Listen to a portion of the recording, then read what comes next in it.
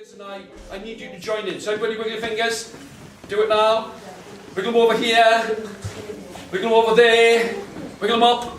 Wiggle them down. Touch your ear. Touch your other ear. Touch your nose. Touch your other nose. Oh, I'm so pleased you're here while you're right. If you're happy and you know it, and you really want to show it. If you're happy and you know it, shout we are. Give yourselves a big round of applause. So, here we go. Story called Stan Bolivan and the Dragon. Stan Bolivan was a man, everybody do that with me, and he was tall, show me, and he was strong, and he lived in a house, a farmhouse with his wife, and they lived very well, but one day when he came home, his wife was there, and her shoulders were going up and down, everybody do that with me, her shoulders were going up and down, and when she turned round, Stan looked at her, and she was crying. I was so hoping for much more help than this. She was crying. Ah! He said, "What's the matter? Why are you crying?" She said, "I'm crying because." She said, "I'm crying because." He said, "If you don't tell me why you're crying, I can't help you." She says, "I'm crying because we don't have any children." Now Stan didn't know what to say or to do. But he turned himself around and he rubbed at his head. I can't believe he fell for that. But I looked. This was the way of it. As he was walking through all of the trees, he listened and he heard a voice, and the voice shouted out, "Help!" What did it shout? Help! And he looked over here. Do it. And he looked over there. He looked up. He looked down. And there he could see in the middle of a huge brown sticky puddle of mud. He saw a man no bigger than this. Show me how small he was. He had hair over his shoulders. He had a long thin beard, a golden shirt upon his back, silver trousers and shoes that were covered with diamonds. And I'll tell you something, Stan Bolivan, who was a man, looked and he knew who he was. So he stepped in the mud.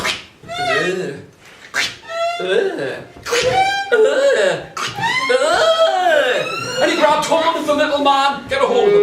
Do it. And he pulled, and he pulled, and he pulled him out of the mud. And he fell in the mud with a great big splash. And he had mud in his hair. He had mud on his nose.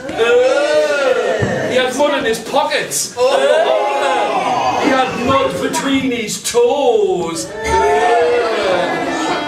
With the little man, surely, no bigger than this, with hair over his shoulders, a golden shirt and silver trousers, and shoes that were covered with diamonds, he said, "Thank you, thank you, thank you." What did he say? "Thank you, thank you, thank you. You helped me. I'm going to help you. I'm going to give you not one, not two, but 3 magic wishes." Stan Bolivan looked. The little man, show me. No bigger than this, do this with me. No bigger than this with her. He said, "I'm not going to give the wishes to you. I'm going to give them to your wife."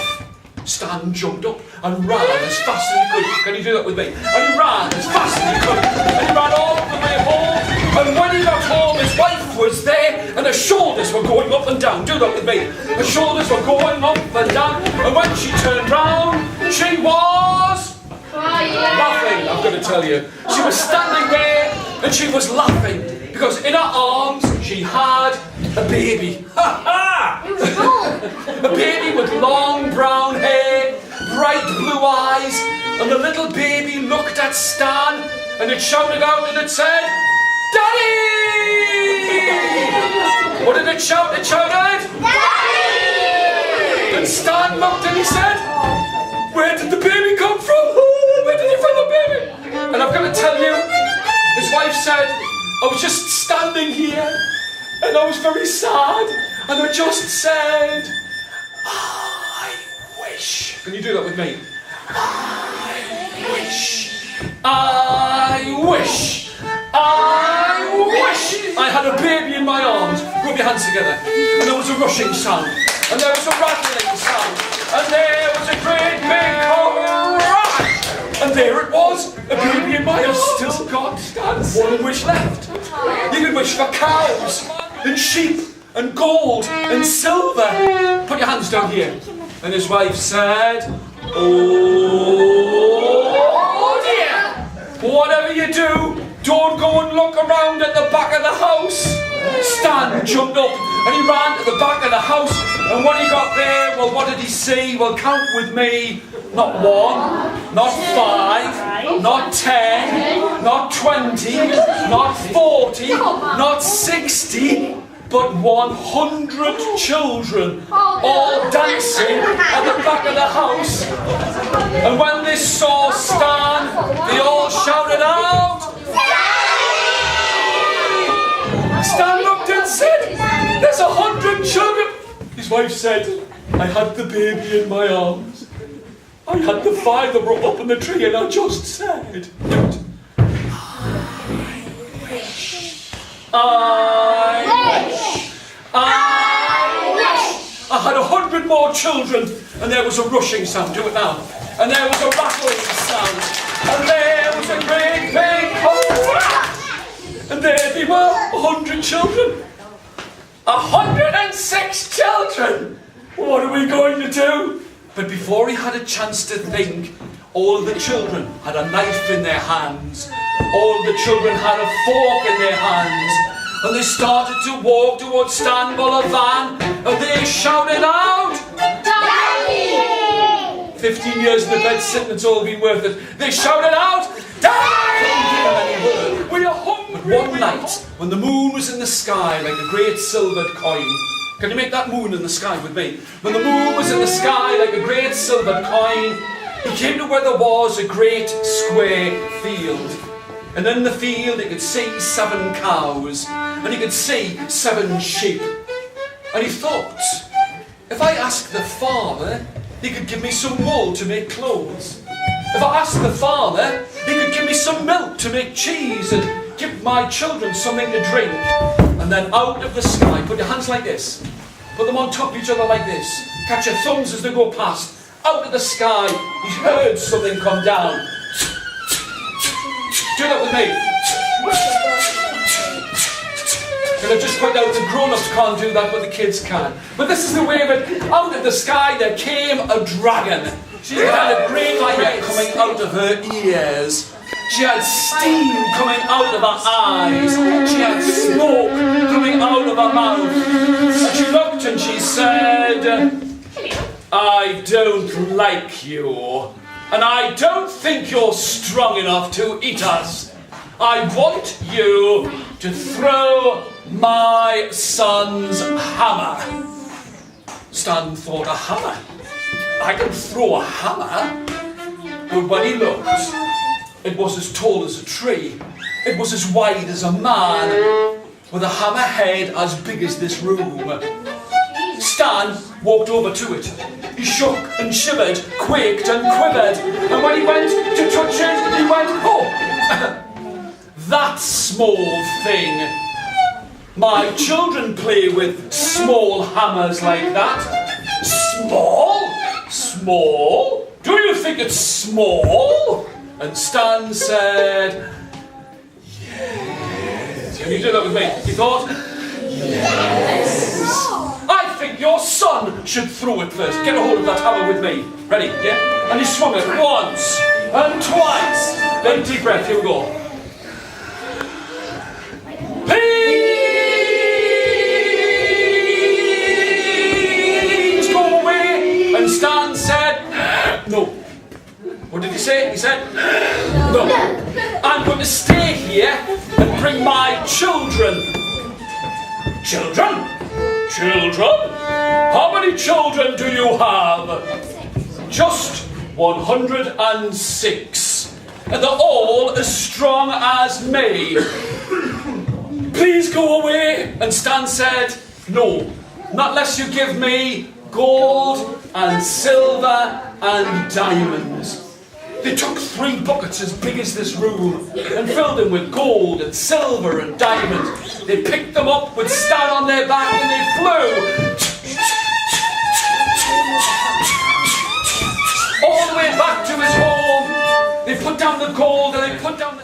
There were 106 children. So sometimes they fought, and sometimes they shouted at each other. So they nearly lived happily ever after. Thank you very much. Give yourselves a round of applause. Who, where, what, why, don't forget when I tell you the story I can't wait to begin. There once was a girl with golden curly hair. She did some porridge, she broke a little chair. She went to bed as quiet as a mouse, and when she woke up she was in the bear's house. Which one do you think it is? Goldilocks. It is Goldilocks. Well done, you. That's straight. Big deep breath. There we go. Oh, why, don't forget when I tell you the story I can't wait to begin. Do you think you'll get the next one?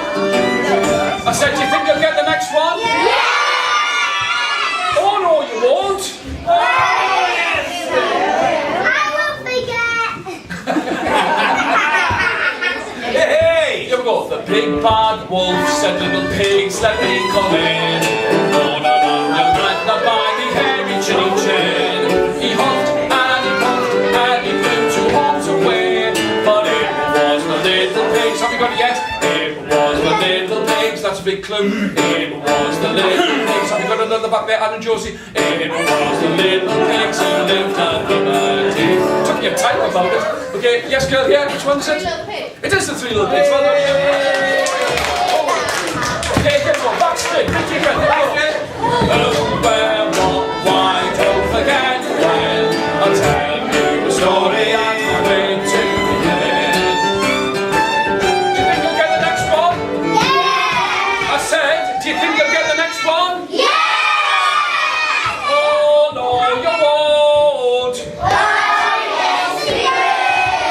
Can I just point out that So High School Musical when you go like that? Okay, so you go. Jack was the laziest boy the world has ever seen. He scored a cow for the eyes of the stories. This is one that we've done and we really enjoy this one. This one's called I Don't Want to Dance. Can you all say that with me? I don't want to dance. Hands like this.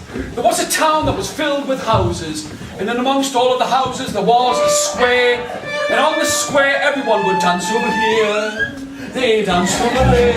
Ready? They danced up,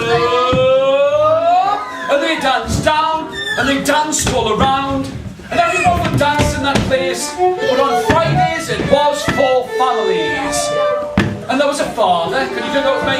A father, a mother, a sister, a brother, and a baby. And when the baby saw the people dancing, the baby would go, "Wah!" What did the baby do? Excuse me, it was much louder than that. The baby would go, "Wah!" I don't want to dance. I don't want to dance. I don't want to dance. Once again, I don't want to dance. And they would wag their finger and say, "Lily, Lily, Lily, do you know with me?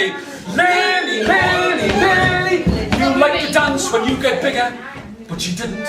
When she got bigger and taller and stronger, when they would go on a Friday to go to the dance, she'd see the people dance over here, and dance over there, and dance up, and dance down. Lily would go, "Wah!"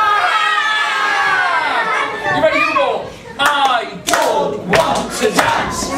I don't want to dance. I don't want to dance. I don't want to dance. So the whole family couldn't go out dancing.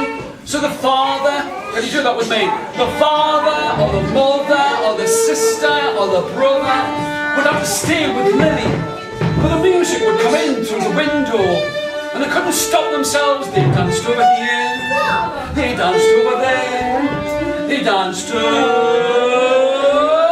and they danced down. And they would have to be still, because Lily didn't like them dancing. But But she got bigger and taller, and soon she was like you. And she had to go to school. When she went to school, she had lots of friends. Can you show me friends like this? Oh, like to dance over here, and dance over there, and dance up, and dance down. But when Lily came close, they had to stand still. Put your teeth together like this. And Lily would go, I don't want to dance. I don't want to dance. I don't want to dance. Hands in the air. I don't want to dance. But one day when she came to the school, she looked and she saw a big picture on the wall. It said, we are going to have a dancing competition that's going to be judged by Alfonso, the waltzing woodcutter from Pickering. You might have met him. And he came into the hall and he clapped his hands twice. Are you ready? Once and twice. He said, let the dancing begin. What did he say? Can I just point out, it's a lot posher around here than I remember. So here it is, and a boy got up and he stamped and he clattered all around that room. And he looked, and Alfonso said, the boy danced well. Do that with me. The boy danced well. A girl got up. Could you do this with me? And she danced all around that place as if she had wings on her feet. And he looked and he said, the boy danced well. The girl danced well. Well done you. 5 boys and 5 girls. Show me 2 handfuls of fingers like